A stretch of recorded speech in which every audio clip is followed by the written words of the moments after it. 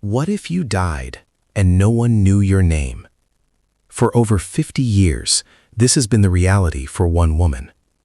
In our digital age, we leave footprints everywhere. Every click, every purchase, every photo is a breadcrumb leading back to us. But in 1970, a woman managed to vanish from the world while standing in plain sight. Her body was found in a remote Norwegian valley, but her identity remains a ghost, a phantom haunting the cold case files. She is known only by the place where her story ended, the Isdal Woman. On a cold Sunday, November 29th, a university professor and his two young daughters were hiking in the Isdalen Valley, a place locals sometimes called Death Valley. A strange, sickly sweet smell of something burnt hung heavy in the frigid air, leading them off the main path. There, tucked between a cluster of rocks, they discovered her.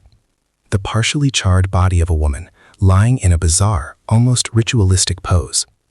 Her arms were raised in front of her chest, a boxer's stance, a grim result of the fire's effect on her muscles. The scene was a dead end, a perfectly constructed void.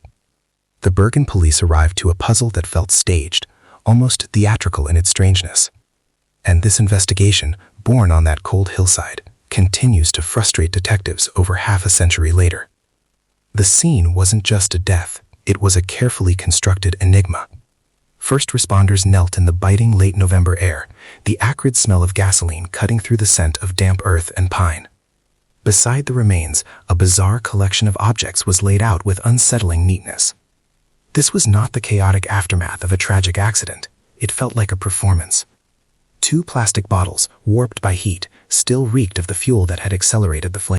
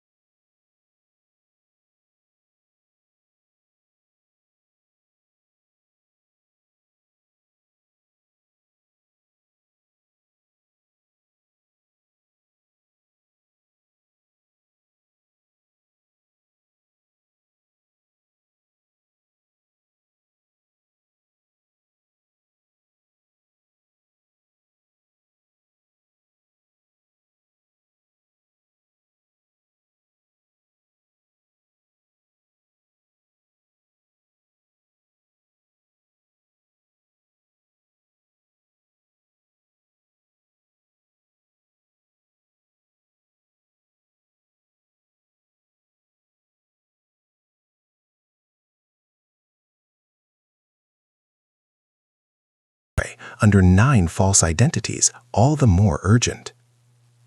While the official investigation gathered dust, a new decentralized inquiry was beginning on the sprawling, chaotic forums of Reddit.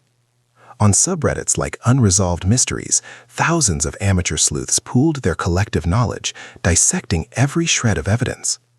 The unique gold porcelain crowns became a global research project, with users posting academic papers on 1960s East German dental techniques. The aliases were run through genealogical databases and obscure European directories. The coded note was a particular focus. Redditors applied computational analysis and linguistic pattern recognition, with a prevailing theory suggesting it was not a complex cipher, but a personal shorthand, a mix of Flemish and German abbreviations for cities on her phantom itinerary. So, after all the codes and aliases, who was the real woman? The final picture is a mosaic of maybes. Was she a Cold War operative whose mission went wrong, her identity erased by an agency that never was? An escort silenced by a powerful client? A courier for a criminal network whose knowledge became a liability? The evidence points in every direction, and therefore in no direction at all. Her ambiguity haunts us now, in an age of meticulous documentation. We leave digital footprints with every tap and swipe. She represents an impossible freedom, the ability to exist without a trace. Her anonymity is a mirror to our hyper-visible world, a chilling reminder that it was once possible to simply vanish. In the end, the lack of an answer is the story. She is everyone and no one. The Isdal Woman is not just a cold case. She is a modern myth, a testament that some secrets are kept forever. And so, her file remains open. A ghost story written in police reports, waiting for the one final clue that might, at long last, give her back her name.